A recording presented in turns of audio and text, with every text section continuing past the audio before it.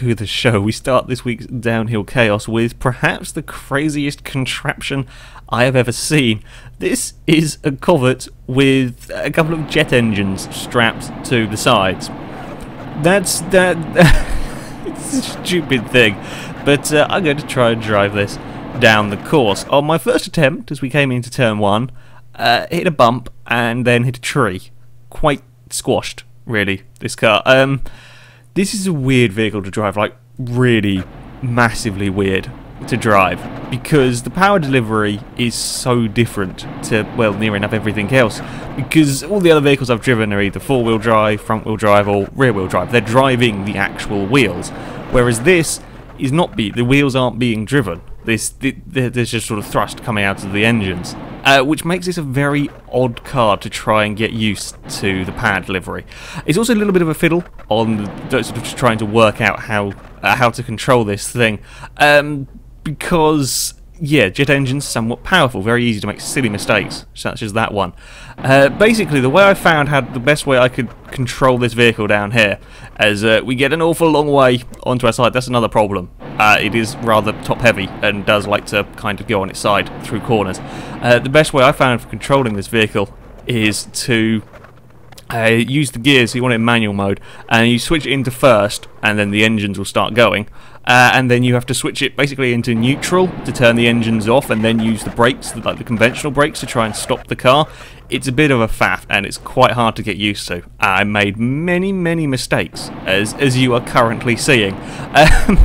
It's very tricky trying to get used to this power delivery. I was finding myself sort of turning in at all the wrong points. On this one here, I'm killed the steering, which is never good, and off we go again. Yeah, just kind of trying to figure out where to turn in and how to get this car around the corners quickly, and how to get around them in general was quite tricky. Again, we just carried a little bit too much speed, and then we've not really done a particularly good job of turning there. We've fallen off the mountain, and it was weird. Sometimes it would just take a little bump to kill the car, kill the engines. Other times it would take much larger bumps. Sometimes it would survive huge crashes and still be working. That's an incorrect line to take to take through there. I was trying to be clever because I'm used to kind of throwing cars around on this course, and you can't throw this around the same way. It just doesn't work with all of the controls and power delivery you've got to do. The second jump was also a real problem if I could ever get that far. As we can see, the back wheels are now in the boot, not where they should be. They shouldn't be up there. That's wrong. Okay, you don't want that. We've already damaged at this point, losing part of the rear bumper, and we're having problems getting it turned. And then when we do get it turned, it's all sorts of bouncy, and we've fallen off the edge again. And there's a front flip, and we're going to land it. Not quite. I think the wheels are in the boot. And for the umpteenth time. That happened a little bit with this car. Second corner. I mean, we've seen cars roll there. Well, that's the third corner. Seen a few vehicles roll there if you just clip the inside a little bit, and this doesn't need any help in rolling with this with the sort of the weird centre of mass because of these engines. Rear wheels have gone back in the boot again, as we continue to skid down the course. It seems to be a little bit funny with these engines. It seems to be if you sort of terminally damage the car, like if you take off a wheel or something, or break the axles, etc., it stops the engine working as well. I mean, in theory, the engine should still be working, but yeah, it killed that. The second jump was a real pain with this car. It was a real pain to try and take this right, because you can't, you need a little bit of speed to clear this jump, but you can't do little bits of speed in this car, because it's got bloody jet engines stuck on the back of it. So there were many fails. There are many clips of me crashing at that second jump. After a while, and I do mean a while, it took maybe not quite as long as that bloody truck thing that we had last week, but it did take quite a bit of time to get used to this, because it's just such a different way of driving. I'm used to kind of throwing the car around a lot on this course. It's the easiest way to get the cars down here, especially on the powerful four-wheel drive ones. You can chuck them into corners, and it works because this is a very tight course. This you just can't. You cannot chuck this car through the corners in the same manner. Firstly, because you are so busy with all the buttons, trying to jump between handbrake, changing gears, putting it in neutral, using the brakes. there is so much to think about with this car, trying to drive it down this sort of a course. I imagine this is probably one of the fastest vehicles in the game if you give it a nice flat area and boost it for long periods of time. But on here, it is really tough. It is really tough to drive this. As you might be able to hear, you have to keep turning the engines off just to try and stop this for the corner. The jet engines aren't on for very long on this course. Gravity does a lot of the work around here. They just can't be because they're too powerful for this. I love the challenge of driving this down here though. It was quite good fun. It wasn't kind of the annoyance of some of the other vehicles. It took a while, but it wasn't annoying. It was certainly challenging. And there we go. The jet-powered Covet crosses the line, and it is a little bit broken. It suffered some damage on the way down, mainly because this is still a Covet underneath. It's still not got suspension ideally designed for rallying, especially not when you stick two great big jet engines on the back and add an awful lot of weight to it. It did pretty well though. Up next we have got the Datsun 720, I believe. Looks like an old Toyota Hilux. They may well be the same thing. I know Datsun, and yeah, they're a similar thing. So yeah, this one is the off-road version. There are a few versions of this. I chose to use the off-road version. We may come back at a later date to have a go with the road version and see how they compare, as we might do with like the D series. D series, is that right one? I think so. I think I know my Beam vehicles. So yeah, we're having to go with the off-road since that's most likely to do well on this course. At least that was the theory. On this opening run, you might have noticed the very first corner, the front right suspension collapsed, and then we managed to hit a bump and kill the engine. I don't know what bump it was there that caused the car to give up, but something did. The big problem with this vehicle, as we've had with a few of the larger off-road pickups and stuff, is very high centre. Well, I say very high centre of mass. It can't be as high as some of the monster trucks, but this just likes to fall over. This doesn't need any encouragement whatsoever to roll over through some of the corners. It has got big off-road suspension, and it does roll pretty easily. The other thing, as I said, that front right suspension, you can just see it at this moment in time, collapses incredibly easy, and that causes even more problems when taking left-handers. I don't know what it is about. I didn't see the front left suspension collapse at any point, but the front right I guess it must be with the way you take the first corner here with the bumps. It's just prone to collapsing again. On this attempt, it was collapsed by the time I got to the second jump, and as per normal, I got a little carried away. I was thinking that because this isn't the fastest of vehicles, I could take a bit more speed. I can't. Got to be careful on the landing of that second jump. It's not a very big braking zone, a pretty steep downhill braking zone as well, so very easy to kind of get carried away. On this run, again, you can see the suspension is collapsed. I don't think the suspension had anything to do with that roll. That was just taking a fairly steeply banked corner, and that was enough to put it on its roof. The bumps were a nightmare in this truck, as we get it well and truly properly wrapped around a tree, literally split in half there. The suspension is very soft on this vehicle. It deals with the bumps in a way that it probably shouldn't. It bounces rather than anything else. You can see there. I didn't take the huge airtime over the jump. I was being cautious. I don't want this thing jumping. Don't want this thing landing any of the large jumps because it just causes problems. I again saved it from rolling, only to plough it into a tree. It just bounces on these bumps.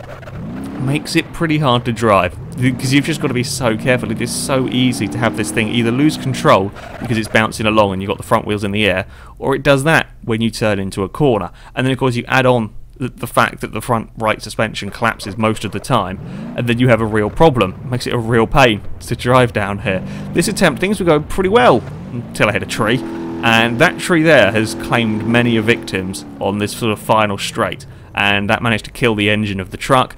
And now I was hoping we could roll to the finish, but we can't. It's gone. The front right's taken a lot more damage this time around. Normally the suspension damage wasn't that extreme. It didn't normally collapse it by quite that much, but the Datsun was pretty broken on that attempt. Again, big wheelie coming into this corner. That's what the bumps will do. They will just cause problems like that if you're not paying attention. Second jump, taking it all a little bit wrong, trying to fight for control, get it back in a straight line. I probably would have stopped it in time, but once you land that jump sideways, you've had it. There is nothing you can do. It'll keep bouncing and it will keep being out of control. After a little while, I completed a clean run with the Datsun. Certainly not as easy as I thought it would be. with this truck. You know, the off-road pickup truck, the off-road D series was pretty damn good down here, and a few of the other sort of off-road orientated vehicles. The Ford that we had was it last week we had the Ford? I don't know. That was very, very easy to drive down here. This isn't. I think quite a bit of it is down to the fact that this suspension likes to collapse. It really doesn't help. You can see on this run the suspension has collapsed. I can't stop it doing it. I think it's just the way the stresses are through that very fast opening section, and it just kills the suspension if you hit the bumps a little bit wrong. So yeah, this run has got to be done with dodgy suspension. It means I have to be a bit careful through some of these corners, as now it is even easier to roll with the car kind of at a wonky angle. Over that jump, yeah, this bit here, pretty scary with wonky suspension. I was waiting for it to go. Got away with it though, managed to avoid most of the bumps. I'm fighting for control down this next section. It can be a bit of a pain. Once you start kind of bouncing on the jump, on the little bumps and so on, it's really hard to get it off again. I didn't land that jump very well at all. As we can see, we've lost a door slightly. Then a weird thing happened. I don't know what quite went on with this vehicle on this stage.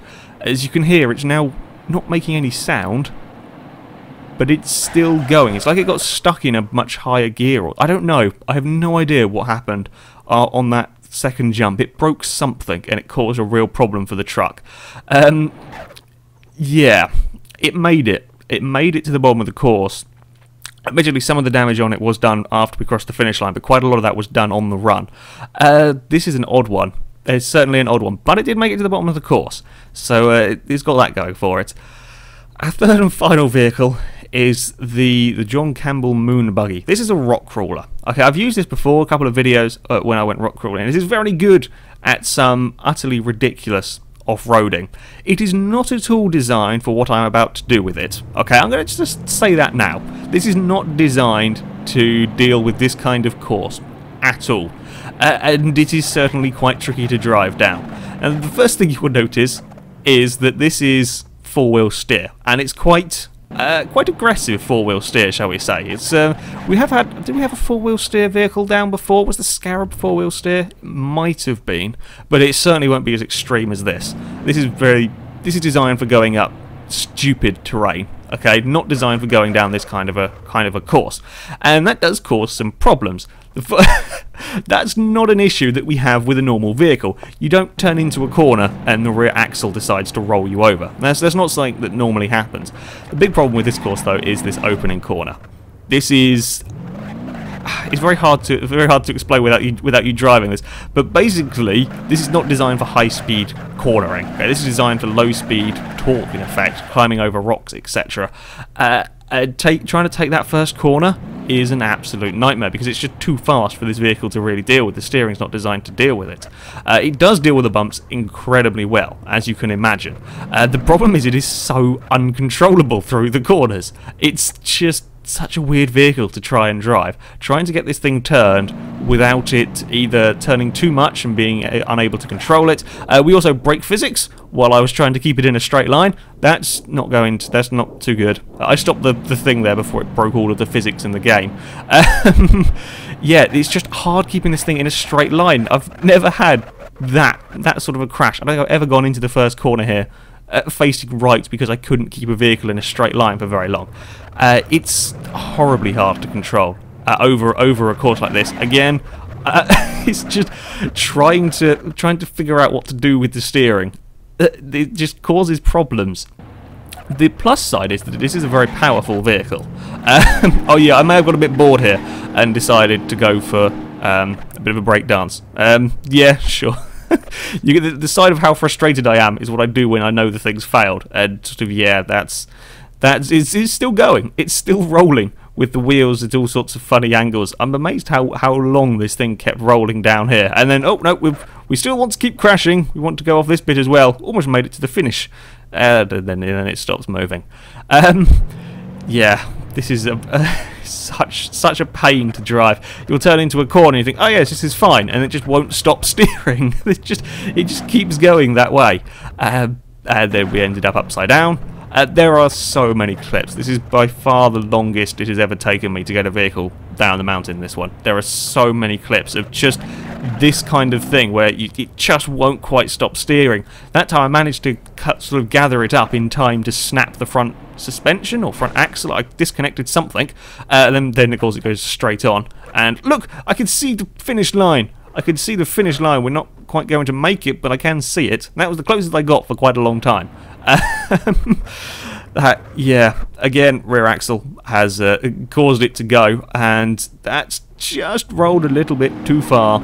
And now we begin the plummet down the mountain. Now, this is a pretty damn tough vehicle. Okay, this takes quite a lot of damage to the frame. It's doing many flips and rolls, and definitely beat my record of however many rolls. The game is hard trying to keep up with what the damn thing's doing. Now it's doing 360s, it might be rolling over, and I don't know, it's twisting and spinning, and there's some trees down there that it's about to meet. The wheels are very well stuck on, I will give it that. The wheels didn't go pinging off, and then we have a crumpled pile of metal with some wheels sticking out at funny angles.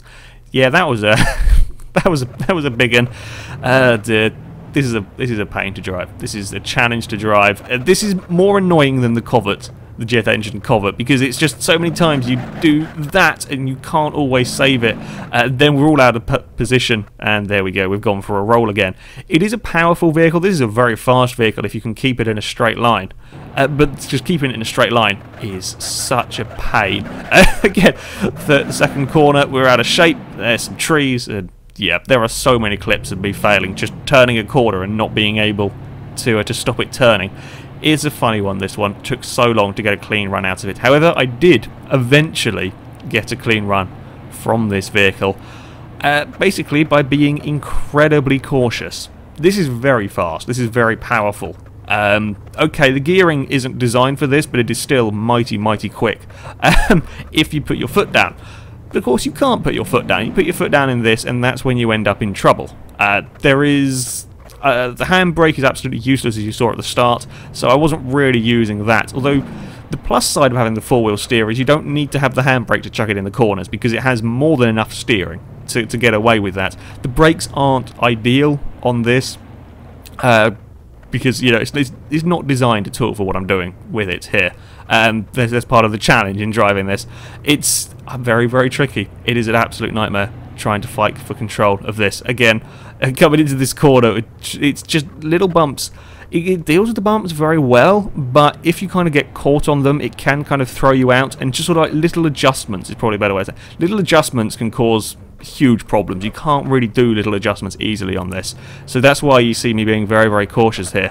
Things go wrong on this final stretch. I clip a tree and end up rolling. Amazingly, all of the wheels were still intact, none of the axles were broken, so I got to this stage and was so fed up with this vehicle, I thought, sod it, we'll carry on, and we will cross the line.